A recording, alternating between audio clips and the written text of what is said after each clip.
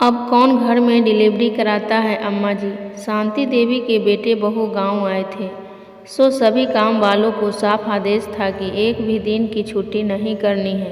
3-4 दिन तो सब सही रहा, पर 2 दिन से गीता काम पर नहीं आ रही थी। शांति देवी को बड़ा गुस्सा आ रहा था। गीता न सिर्फ बर्तन करती है बल्कि खाने की सारी तैयारी करती है, जैसे आटा लगाना, सब्जियां काट कर रखना और ताज़े मसाले पीस देना वगैरह वगैरह वही कर जाती है। उसके बाद शांति देवी को खाना तैयार करने में इतनी उलझन भी नहीं होती है। आज भी बहू को साथ में काम कराना पड़ रहा था, जो शांति देवी को अच्छा नहीं लग रहा था। उन्हें डर लग रहा था कि कहीं बहू गांव आना ही ना छोड़ दे। तब में और अब में कितना अंतर आ गया है। पहले बहुएं ससुराल में डरकर रहती थी, अब सास डरकर रहती है कि जितने दिन को बहू आई है सब कुछ शांति से निपट जाए। गीता हड़बड़ाती हुई घुसी और राम राम अम्मा जी कहकर चौके में घुस गई। मन ही मन राहत की सांस लेकर शांति देवी दिखावटी गुस्सा जताने लगी। क्यों रे गीता, तुझे पता था ना बहू आई है, फिर भी बिना बताए 2 दिन को घर बैठ गई। बच्चों के साथ उसे कितनी परेशानी होती है। फिर रज्जो ने इस बार एक्स्ट्रा काम करने से मना कर दिया।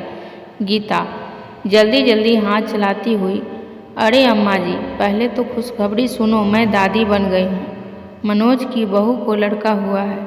परसों सुबह उसे अचानक ही दर्द उठने लगा तो मैं आपको खबर भी नहीं कर सकी। जचगी की भाग दौड़ और बच्चे की देख रेख में इतना उलझ गई कि क्या बताऊं। कल राधा आ गई है ससुराल से मेरी मदद को, तब आज काम पर आ सकी हूँ। गीता ने अपनी छुट्टी का कारण बताया। अरे वाह, बधाई हो गीता काकी दादी बनने की। जच्चा और बच्चा सब स्वस्थ तो है ना? उनको सभी जरूरी टीके वगैरह भी लगवा देना आप। बहू ने गीता को चाय के साथ एक मिठाई भी परोस दी दादी बनने की खुशी में। अरे इन लोगों में कहाँ होते हैं ये सब चोंचले बहू, घर में ही जचगी कर लेते हैं ये लोग, तो वहाँ कहाँ धरे हैं ये टीके फीके। शांति देवी ने अपने शहरी बहू को ज्ञान दिया। अब कौन घर में डिलीवरी कराता है अम्मा जी। मैंने तो बहू के पाँव भारी होते ही आशा सेंटर पर कार्ड बनवा दिया था। बहू का हर महीने की जांच और खान पान पर भी खूब ध्यान देती है ये आशा दीदिया। इतना ही नहीं, हर महीने जच्चा और बच्चा के खाने को पौष्टिक आहार भी मिलता है अम्मा जी, गीता नाश्ता करते हुए बता रही थी। शांति देवी को सुनकर बहुत अच्छा लगा कि अब गीता जैसे लोग भी जागरूक हो रहे हैं और सभी सुविधाओं का लाभ उठाने लगे हैं। पर फिर भी उनके मन में एक सवाल बचा था।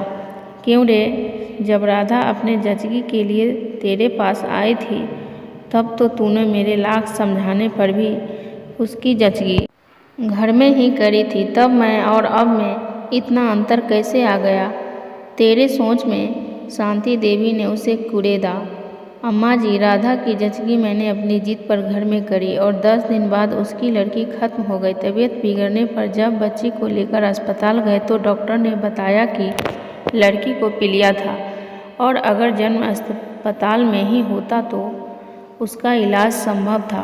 तब मुझे अपनी गलती का एहसास हुआ और अब मैंने शुरू से ही सावधानी बरती। गीता की आंखें गीली हो गई।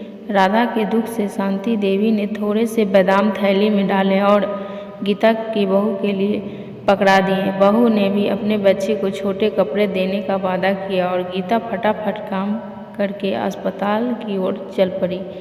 धन्यवाद।